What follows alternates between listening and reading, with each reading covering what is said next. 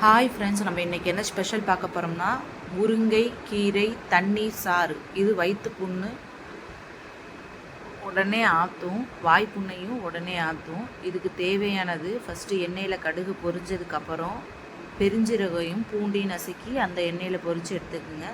காரத்துக்கு தகுந்த பச்சை மிளகாயும் சேர்த்து அந்த எண்ணெயிலே வதக்கிக்குங்க. அப்புறம் சின்ன வெங்காயம், இதுக்கு சின்ன வெங்காயம் தான் நல்லா டேஸ்டி கொடுக்கும். அதனால் சின்ன வெங்காயத்தை நான் ரெண்டாக கட் பண்ணி அதோடு சேர்த்து இந்த எண்ணெயில் வதக்கிக்குங்க. 2 தக்காளி எடுத்திருக்கேன், அந்த 2 தக்காளியும் சேர்த்து அதோட வதக்கணும்.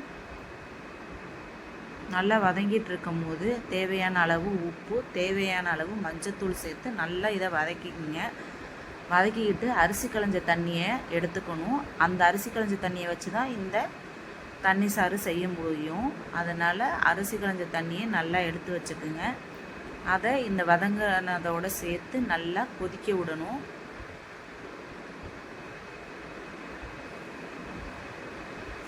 நல்லா கொதித்து வரும்போது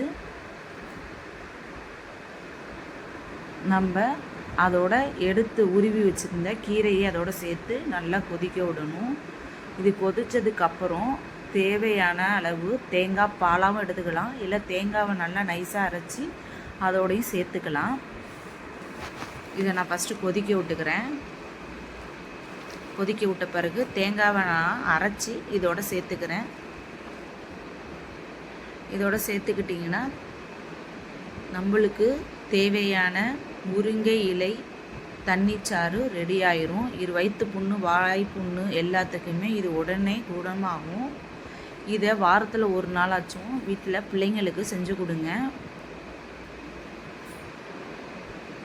இதை ட்ரை பண்ணி பார்த்துட்டு பிடிச்சிருந்தா லைக் பண்ணுங்கள், ஷேர் பண்ணுங்கள், மறந்துடாமல் சப்ஸ்கிரைப் பண்ணுங்கள்.